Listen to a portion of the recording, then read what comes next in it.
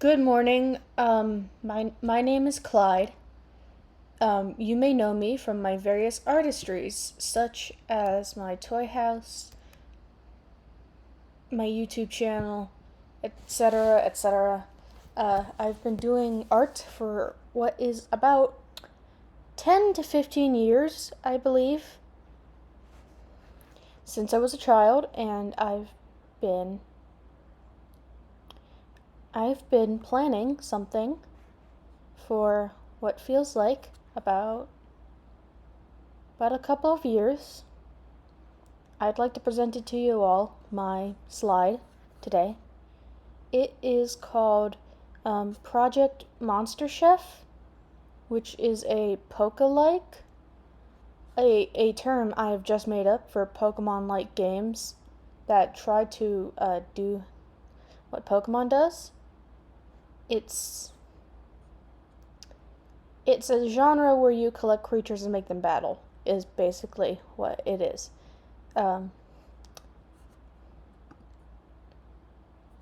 So the first part of what we're going to be talking about today is what is Monster Chef talking about exactly? Like, what am I specifically referring to? Because the name can be interpreted in multiple different ways. Here you have on this slide, you have several images from Pokemon themselves of curries and cakes and sandwiches, and you also have Slowpoke tails. You have a Slowpoke tail image up here, which is important to note because that will come into play later on in the discussion of my presentation. Monster Chef it is Monster Chef it is Monster Chef is an idea that came to me as a result of my love of Pokemon, Monster Hunter, and food. I've been playing these games since I was a kid. I've been eating food since I was a kid. It's an entire thing, and it's been a core drive in my life. I always found it strange that Pokemon never wanted to deal with the fact that it's possible that said Pokemon in the universe get eaten or provide food at all. Um, when I say Pokemon here, I refer to Game Freak and Nintendo, and the other companies that have since gotten permission to make official Pokemon related things. The closest things that we've ever had to this sort of ordeal is Pal World, and it's advertising claiming that you can cut up animals into food. However, those mechanics are very lacking, in my personal opinion. Slowpoke tails and Moo Moo Milk are the few exceptions to this rule, but I wanted to explore an entire concept like this. The idea behind the Monster Chef project is first and foremost about collecting ingredients and cooking those ingredients. I find it very confusing at times that that it, that there are not as many games that follow these concepts in the fan game verse. There are fan games about joining Team Rocket. There's fan games about surviving on an island. There's fan games about being a daycare worker. This is my take. I also enjoy the hunting mechanics of Monster Hunter and the idea of a more skilled hunt being rewarded. One of the most familiar Monster Hunter things I can believe in is the first mission of, I believe it was Monster Hunter Rise, where you have to hunt down Jaggies, and you work alongside your cat partner to track down their footprints first and foremost. And then once you've tracked down their footprints, you can see where they are on the map, and you can fight them. I found this to be a much more easily understood version of many other hunting games, which are more grounded in the real world, but their mechanics tend to come very complexly, and it is significantly difficult since most prey in those games likes to run away if you fail, and they're not as forgiving as Monster Hunter can be, where the monsters will straight up try to kill you, which makes hunting them arguably easier. It also comes down to my own personal beliefs regarding food and my relationship with animals. I have a firm belief that treating nature with basic decency and reaping the benefits are not mutually exclusive.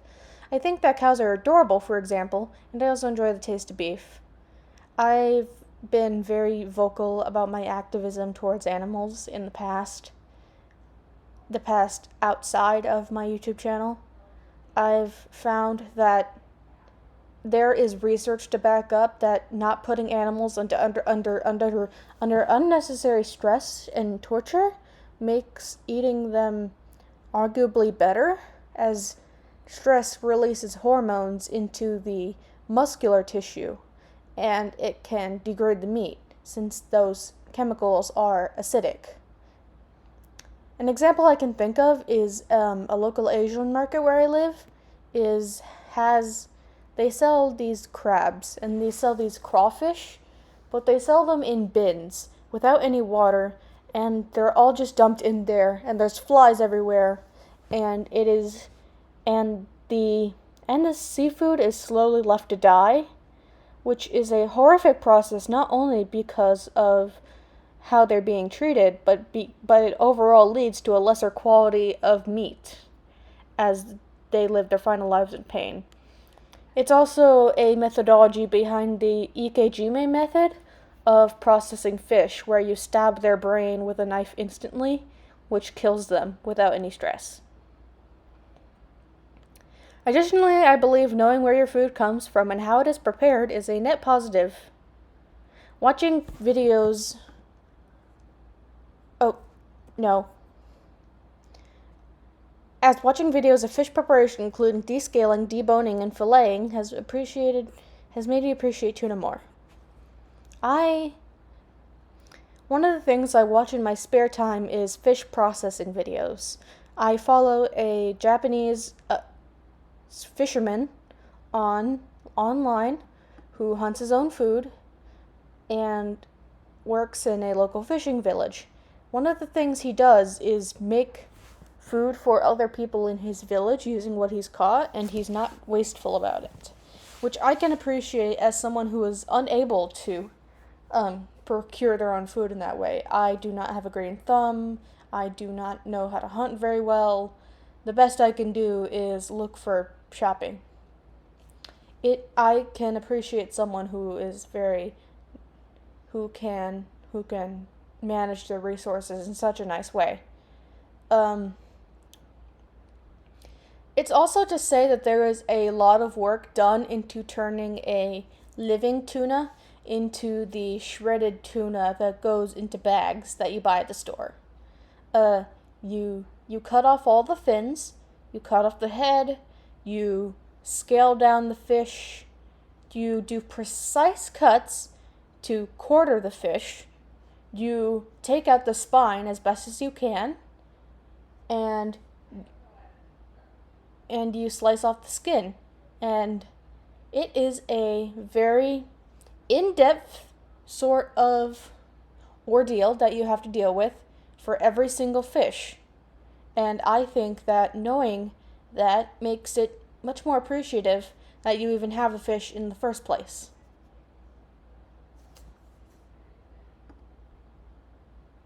Now, part 2 is going to be on the actual gameplay of my plan for how Monster Chef is going to work. Hence why part 2 is labeled How Could This Work? Oh, down here you have a Monster Hunter screenshot of fish being cooked. And up here you have an image from Pokemon. I will explain more what this image specifically is, but if you've played Pokemon Emerald version, you may know already.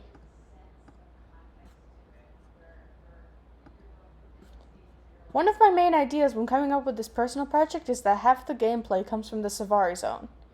It's an underutilized mechanic that could use more love and possibly shines on its own. The Safari Zone is a region in Pokemon where you You pay money to enter the Safari Zone, first and foremost, and you have a limited amount of time and resources to gather all of the Pokemon that are in there.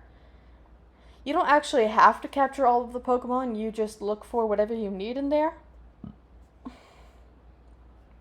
But it is a precise strategy consisting of throwing rocks at the Pokemon, or throwing bait to the Pokemon, or running away from them if you don't want to capture them at all.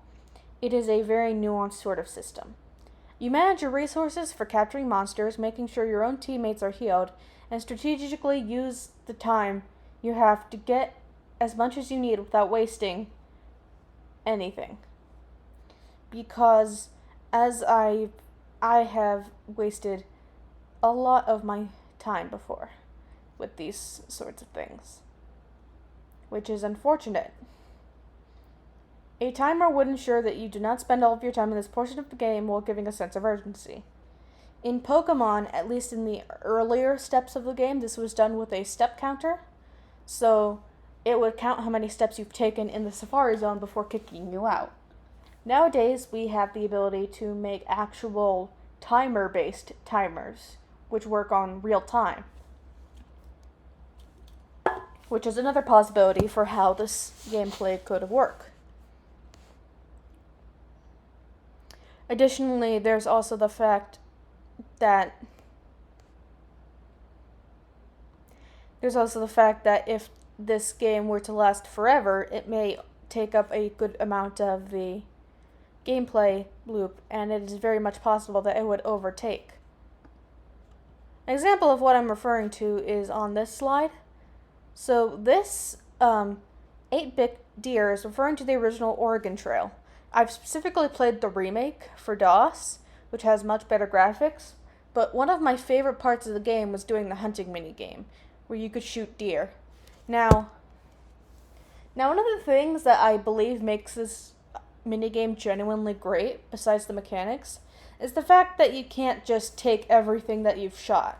You have a weight capacity mechanic, which forces you to only take back so much. And what I believe makes it better is that it punishes you for using resources that aren't necessary for you to use. So if you've spent all of your bullets mowing down the entire population of buffalo, then you can only take back one, and you're punished by not having any more ammunition you could use for later hunts, which I think is a pretty great mechanic. Another thing is Miitopia, which is a game about... It's an RPG game that has custom characters in your party, and one of the mechanics is that when you defeat monsters, sometimes you'll get these items from them called grub. I say in quotations because that's what it is called in game. This can be many things. Sometimes it's a steak, sometimes it's protein shake, sometimes it's barbecue scorpions. It changes depending on the enemy. And what's more, with these different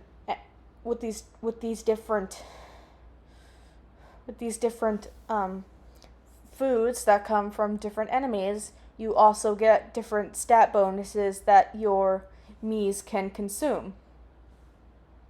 You give your party members different stat upgrades.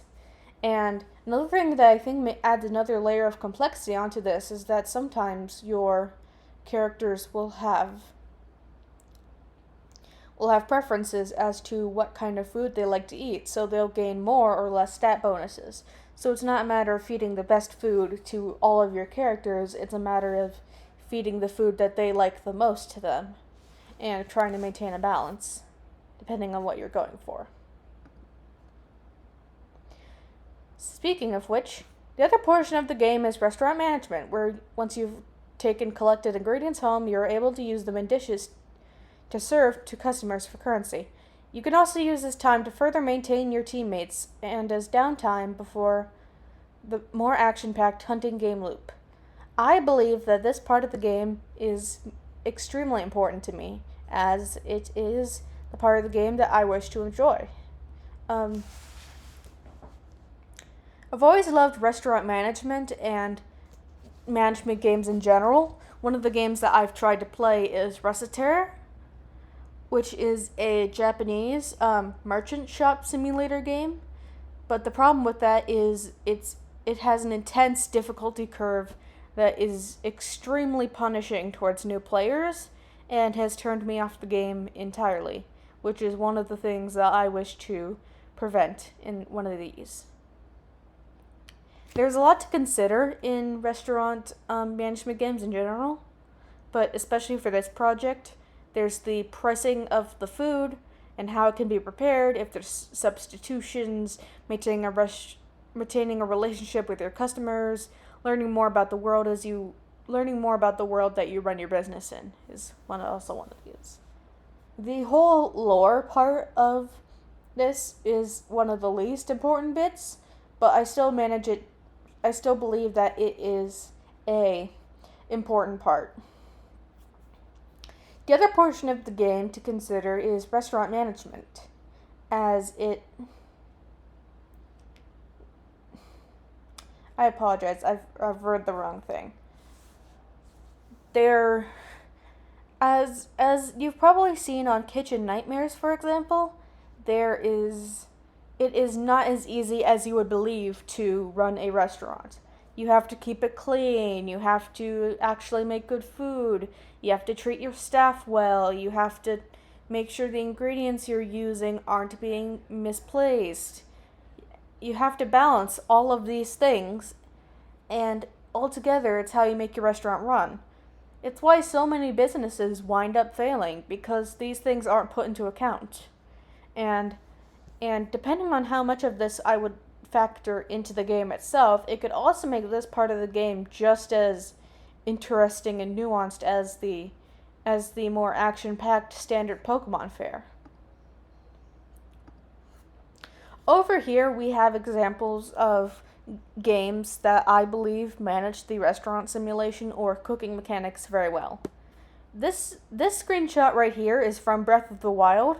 I have not played Tears of the Kingdom, which is its sequel yet, but one of the things that I've always enjoyed about Breath of the Wild as a whole, when it comes to the mechanics, is the cooking mechanics. Because it is a system that lets you take all of the items that you've collected and you put them in the pot and you make something out of them. And you learn new recipes as you go through the game that get saved. Now, granted, this is not a game where cooking is one of the main objects. You are Link running around the kingdom fighting off animals, but it is one of the main important parts and can help you beat the game. The second screenshot here is of an indie game that I've fallen in love with, which is Moonlighter. It is a half roguelike, half merchant simulator where you go into a dungeon to collect ingredients from there, and then you go home and then you set up the price for them, and depending on whether you've priced them well or not, your customers will buy them. And that money can be used to further upgrade your character, which further lets you go into the dungeon, which further lets you get materials, and the gameplay loops both feed into themselves very well. I have not been able to beat it, but I am very much looking forward to Moonlighter 2. The final piece of the puzzle of this game that I plan on making is the characters and the storyline. I've always loved complex and nuanced stories who aren't afraid to tackle difficult and sometimes dark subject matter. Regardless of whether the game is rated E or rated R or rated somewhere in the middle, I believe that a message can go anywhere, even if you have to set it in a proper place. Like, you can't immediately show death in an E-rated game, but you can in something more R-rated, like Call of Duty. While the game is not meant to be a political manifesto, having some messages behind the game would be nice, as Pokemon itself has subtly done so in the past, regarding child abuse, animal abuse, mass genocide, kidnapping, and the fact there has been at least one or two wars canonically. These are all things that have happened in-game or have been implied to happen in-game. Like, one of the things that I find beautiful about tackling dark subject matter in considerably children's games in particular is that there's a lot of implications, but those implications don't have to be explored, unlike in more rated games, and children aren't stupid. I do not believe that children are a lesser species of human. They can understand when someone's hurting them, and by including these subjects there, it helps further prepare them for being an adult. And I believe that some kids who have been going through kidnapping or abuse would relate to these characters, and having those types of characters who've been through those hardships can be very helpful towards them. It's the same reasoning behind having black characters or gay characters or trans characters or characters who have been disabled through one reason or another, because having those is important to having an emotional sort of stability. So up here I have 3 examples of what I'm talking about. This poster right here is of the Disney movie Hunchback of Notre Dame. It is one of their darkest masterpieces. I consider it to be at the peak of Disney. They haven't really reached a movie that's been like it since. It tackles the subject matter of Romani genocide and Romani persecution, even though it does use the G slur, which is unfortunate for the time. It also has such things as, like, it talks about sexual assault, rape, religious persecution. There's a lot of topics that, even though it's for children, these things are handled very respectfully, and I can appreciate that. The only part of the movie that I can see as being sort of a give or take is the comic relief gargoyles, who have their own song, their very own forgettable song, and are there to entertain the kids. I don't know if the movie would be better or worse if they were taken out, but I believe that they might have been put there as sort of a corporate mandate after the original movie was made. Regardless, I think it is a great movie you should show your children. Down here is the Pokemon section that I was in fact talking about earlier. It is a screenshot of one of the Great Wars that took place in Pokemon. It is from Pokemon X and Y, and it tells the story of a man and his Pokemon who fought in the war, and he built a great weapon to kill all of the other Pokemon and humans, so his Pokemon left him for being a genocidal maniac. It is a tragic and heartbreaking story that I cannot do justice in a summary, so I deeply and highly recommend you play Pokemon X and Y. Even if it is considered one of the easiest games in the series, I believe it is a masterpiece solely for that alone. Even if it also has one of the most bizarre villains teams in the game series. And right here, this is Mad Father. It is an RPG horror game which revolves around you playing as Anya, who tries to figure out what her father is doing. And you solve several puzzles, and you go through a lot of trials and tribulations, and it has a lot of subject matter such as death of loved ones and murder, and it has several plot twists that are very much gruesome, but I think that you should experience them on your own and play the game. It's on Steam. Part 3 of this is the example monsters. Right here I have 3 different sprites of creatures I've created for this game. You can see them down here. One of them is a fish. One of them is a cube. and one of them is another fish. So this first one I'd like to talk about is cilantro. It is a skink. It is inspired by cilantro and Art Nouveau and skinks and soap. As you can see, it's a lizard-like creature with a blocky body. It has two tails, which at the end have leaves, and it has two arms, which also have leaves. And its body and the ends of its tails are encased in soap bubbles. It is inspired by the fact that cilantro often tastes soapy to others, and yet there is a significant portion of dishes that require cilantro, and many restaurants refuse to take the cilantro out of their dishes even if it tastes awful, which comes off as very pretentious because it's basically discriminating against an entire group of people for something they can't control, because cilantro tasting soapy is a genetic thing. Like, even Julia Child has had this condition, and she does not like cilantro. She did not like cilantro, and she was the one who first made the comparison that it tasted like soap. I frankly love her as a result because she pointed out something that is very important to realize, and I believe that making accommodations in food is very important. Otherwise, you're being ableist for no good reason. Anyway, so this creature, when you defeat it, it drops its tail and leaves.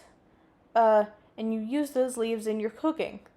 Now, I would like to keep in mind, since cilantro can taste soapy, that it is very much a game mechanic that sometimes people will hate the dishes you put cilantro in. And I believe pointing that out is one of the many messages I'd like to deal with, which is accessibility in restaurants. Kangaroo is a kangaroo, obviously. It is made of a thick liquid in various colors, and it has cans on its hands and its tail.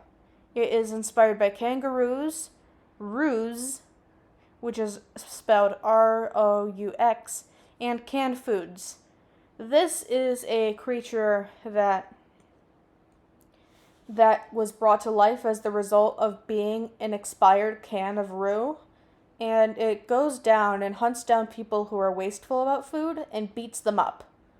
Am I saying you should beat up people who are wasteful about food? No. Am I saying it would be really funny if you got beat up by your own expired food? Yes. It drops the roux when it is defeated, which roux is very important for making soups and curries, which is very important in the game because it's one of the main categories of food. I don't personally eat soups, and I don't know about curries, but I digress. This is bafalchi.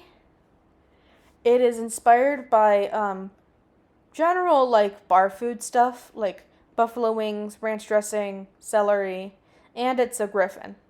So in the back here you have its cow body, and in the front you have its rooster body, because buffalo wings refers to the dressing on the wings, but buffalo also refers to a sort of bovine creature that lives out in the Southwest. And many artists have drawn the conclusion of buffaloes, the animals, with the buffalo wings, the food. And I'm not the first to do this, but buffalo wings are actually usually made with chicken, hence the griffin sort of ordeal. This would be one of the boss monsters that would drop multiple ingredients instead of just one. However, I believe it would be much more difficult as an early game boss fight. Similar to Mother 3's cattle snake.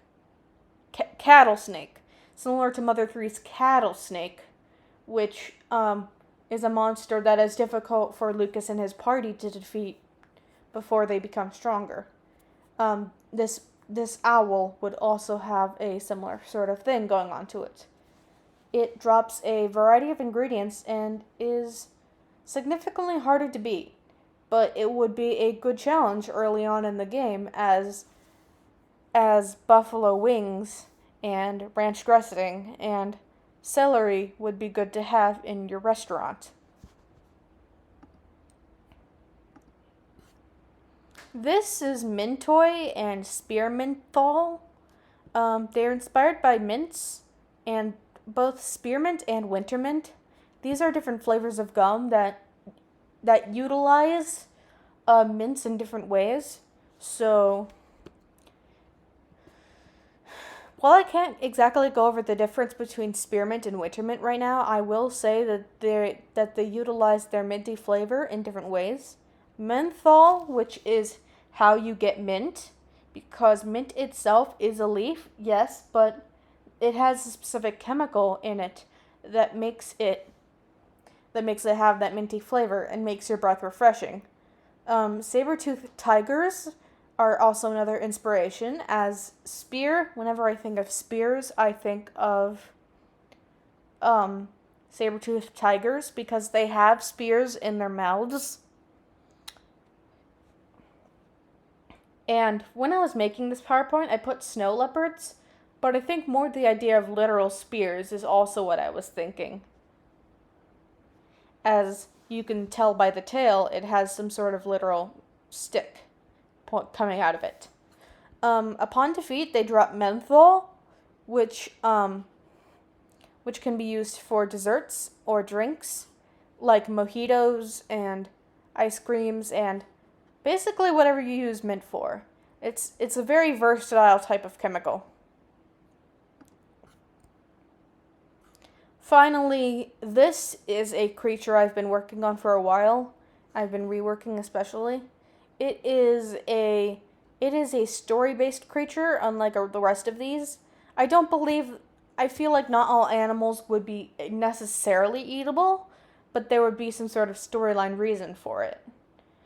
This is a design for a creature that is a unknown species at the time that shows up in the restaurant. Like, during the middle of the night, the player would hear loud noises, they would go to investigate it, and this creature would be right there. It would help with chores, and I could see it being a mascot for the project, and where it came from and what is it doing and what is its purpose is good for the plot, as it provides intrigue and mystery to make the game a rewarding task. The conclusion is where I will end this. Up here you have the curries from Pokemon Scarlet and Violet, or possibly from Sword and Shield. Both games have had curries in them. And down here you have a screenshot from the Pokemon anime itself, which shows a prepared Magikarp that has been cut up into slices. Which I think is interesting, as this was earlier back when the rest of the generations weren't around and you only had the 151 Pokemon. In conclusion, ultimately, this project is a passion attempt at capturing what I love about cooking, hunting, and nature in a way that I can experience over and over again. I am disabled, and I cannot handle the outside. It is a difficult and frustrating experience for me, and something I may not be able to experience when I am older, and I am disabled. And when I am more disabled, and a video game would help with those sorts of feeling those things. It is also a way to use my love of character design in a way that isn't just letting them sit around by the wayside and do nothing forever. Because I have been drawing characters for about 10 to 15 years, and I've been wanting to use them in a project forever, and I have not been able to, which would which is unfortunate.